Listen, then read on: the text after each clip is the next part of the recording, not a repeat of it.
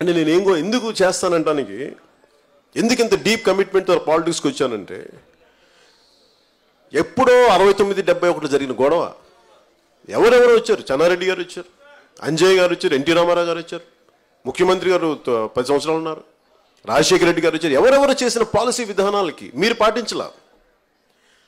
మీరు శ్రీబాగ్ ఒప్పందం అని చెప్పండి, రకరకాల ఒప్పందాలని చెప్పండి. మీరు పాటించాల్సిన మీరు పాటించకపోతే దాని ప్రభావం ఎవరి మీద పడింది? ఈ రోజున ఈ తరం మీద పడింది, ఈ జనరేషన్ మీద పడింది. ఎప్పుడో ఎవడో దశాబ్దాల క్రితం చేసిన పాలకులు చేసిన తప్పులకి, పాలక వర్గాలు చేసిన తప్పుకి, సగటు మనిషి ఎవరో పాలకులు చేసిన తప్పులకి వీళ్ళు ఎందుకు కట్టాలి? ఈ ఫీజు రీఎంబర్స్మెంట్ ఎందుకు జరగదు పిల్లలకి? వీళ్ళు చేసిన తప్పేంటి? అక్కడెక్కడికి రాష్ట్రం విడిపోవడం ఏంటి? ఇక్కడ మనకి ఉండవల్లిలో, బేతపూడిలో కానీ, పెనుమాకలో కానీ వీళ్ళు భూములు కోల్పోవడం ఏంటి? ఇదే ఒక పాలసీ విషయంలో తప్పులు జరుగుతూ ఉంటే, చూస్తూ ఉంటే ఇలాంటి తప్పులు జరుగుతాయి. నేను ఖచ్చితంగా దీన్ని అడిగే ఒక పొలిటికల్ పార్టీ కావాలి. ఈ పొలిటికల్ పార్టీకి ఓట్లు అనేది ముఖ్య ఉద్దేశం కాకూడదు. ప్రజా సంక్షేమం, సామాజిక మార్పు, రాజకీయ చైతన్యం ఉండాలి. ఇది నాకు కావాలని కోరుకున్నాను. తెలుగుదేశం పార్టీకి సపోర్ట్ చేయడానికి కూడా నేను చాలా ఆలోచించాను. ఎందుకంటే ముఖ్యమంత్రి గారితో ఇట్లా మాట్లాడితే 14 సభ పెట్టిన తర్వాత నన్ను మీరు ఏం చేస్తారని చెప్పి నన్ను పిలిచారు. మర్యాదపూర్వకంగా వెళ్ళి కలిశాను. ముఖ్యమంత్రి గారి ఇంటికి వెళ్ళాను.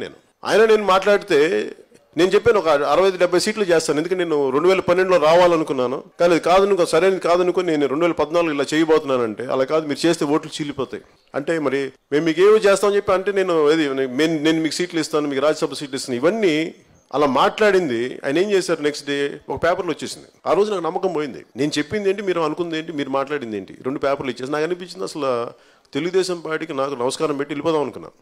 వెళ్ళిపోయాను కూడా.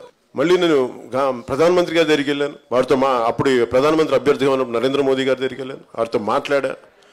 ఆ రోజు నుంచి నేను అన్నీ చేసిన తర్వాత చిత్తశుద్ధిగా నేనేమనుకున్నానంటే, ఓట్లు చీలకుండా నిజంగా కానీ నేను కానీ ఉండుంటే ఈరోజు జగన్మోహన్ రెడ్డి గారి లాగా, వైసీపీ లాగా పారిపోయేవాడిని కాదు, వచ్చి నిలబడి నుంచున్నాడు. ఒక బంగారం లాంటి అవకాశం. ఈరోజు నేను రోడ్ల మీద కూర్చొని పోరాటం చేయాల్సి వస్తుంది. అదే నేను కంటెస్ట్ చేసి ఉంటే, నాకంటే ఒక 10 మంది ఎంపీలు ఉండుంటే ఆపేసేవాడు. ఇంత బంగారం లాంటి అవకాశాన్ని వైసీపీ నాయకులు జగన్మోహన్ రెడ్డి గారు దుర్వినియోగం చేశారు, వేస్ట్ చేశారు బంగారం లాంటి అవకాశాన్ని. అలాంటిది మీరు ఎందుకంటే నాకు అర్థమైంది, ఇది ప్రజాస్వామ్య వ్యవస్థలో నువ్వు పాల్గొనాలి, మాట్లాడాలి, పోరాటం చేయాలి. నాకు మన అడుగుతున్నాను, ఎవరో రేపొద్దు నీకు ఎలక్షన్ ఒక్క సీటు కూడా రాకపోతే నేను నీళ్ళ అసెంబ్లీలో ముందు కూర్చుంటా, బయటకు వెయిట్ చేస్తా. నాకు తెలుసు కదా, ముఖ్యమంత్రి గారు కూడా ఉన్నా, తెలంగాణ ముఖ్యమంత్రి గారు కూడా ఏమంటే ఒక % ఓటు ఉంటుందేమో పవన్ కళ్యాణ్ కన్నా. నేను కూడా 1% కాదు, ఒక్కడున్నా కానీ వస్తాను బయటికి, 1%. అలాగే ఆ 1% ఈరోజు తెలుగుదేశం పార్టీ వాళ్ళే 10% చెప్తున్నారు. నరేంద్ర మోదీ గారు కూడా 10%తో స్టార్ట్ అయ్యారు, ట్రంప్ కూడా 10%తో స్టార్ట్ అయ్యారు. మర్చిపోకుండా విషయం. ఎప్పుడైనా సరే బలమైన సంకల్పం ఉన్న చోట గెలుపు ఉండి తీరుద్ది. బలమైన పోరాటం చేసేవాడు గెలుపు వచ్చి వెనకాల పరిగెట్టి వచ్చి పక్కన కూర్చుంటుంది.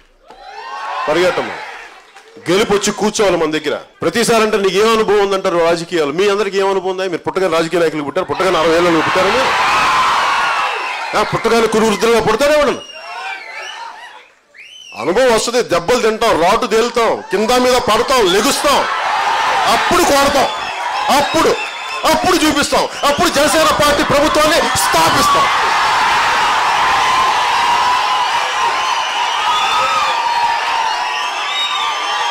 పుట్టగానే అనుభవం లేదు. మీరందరూ పెట్టి పుట్టారండి, మీరందరూ పెట్టి పుట్టారా? అధికారం కొందరికే కాదు, అధికారం అందరికీ. అభివృద్ధి కొందరికి కాదు, అందరికీ. జనసేన నమ్మేది అదే. మన సమాజంలో అట్టడుగు వర్గాల దగ్గర నుంచి, దళిత వర్గాల దగ్గర నుంచి, బలహీన వర్గాల దగ్గర నుంచి ప్రతి ఒక్కరికి ఈ రాజ్యాంగం కల్పించిన హక్కు, రాజ్యాంగం ఏదైతే సామాజిక, ఆర్థిక, రాజకీయ భద్రత, సమానత్వం ఇచ్చిందో అది దాని గురించి పాటుపడే వరకు జనసేన పోరాటం చేస్తుంది. దానికోసం నిలబడ్డాం. ఎవరో ఓట్లు వేస్తారు, ఓట్లు కొనడానికి కాదు, ప్రభుత్వ రాజ్యాంగ స్ఫూర్తి నిలబెట్టడానికి. నో కాన్ఫిడెన్స్ మోషన్, అవిశ్వాస తీర్మానం పెట్టడానికి ఏమైంది? మనకి ఎంపీలు లేరు, ఎమ్మెల్యే లేరు. ఒక్కడే లింగులు ఇటుకుంటే ఒక్కడే ఆడు పెట్టాడు, వాడు మాట్లాడాడు. ఒక్కడి శక్తినికి తక్కువ అంచనా వేయకండి.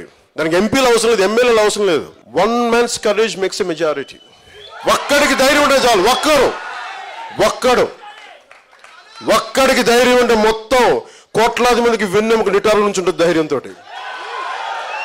ధైర్యం కావాలి సమాజంలో. భయపడకూడదు.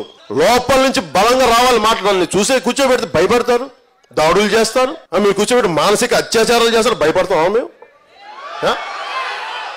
అంత పిరుగోళమా మేము? సహనం ఉంది, ప్రేమ ఉంది, మంచితనం ఉంది. కానీ చేతకంతనంగా అనుకోకుండా దాన్ని మంచితనం అది దేనికి పెడతామంటే సమాజంలో అందరూ బాగుండాలని కోరుకుంటాం. అందరూ బాగుండాలి, ముస్లింలు బాగుండాలి. ఈ రోజున గుంటూరుకి వెళ్ళాను మొన్న. వెళ్తే అక్కడికి వెళ్ళి మన ముస్లింల పరిస్థితి ఎలా ఉందంటే మురికి వాడలు. ఇన్ని 100 కోట్లను మనం కరెక్ట్ విసిరేస్తే ఇన్ని మనకి 1,00,000 కోట్లు కావాలంటున్నారు అమరావతికి. మరి దూరంగా విసిరే కరెక్ట్ 20 కిలోమీటర్ దూరంలో మనకి గుంటూరుకి వెళ్తే అక్కడ మనకి డయేరియా చావులు, బిడ్డలుగా పట్టు. ఓ కామెంట్ చేయండి. ఎప్పటికప్పుడు మా వీడియోస్ చూడాలంటే సబ్స్క్రైబ్ చేసుకోండి.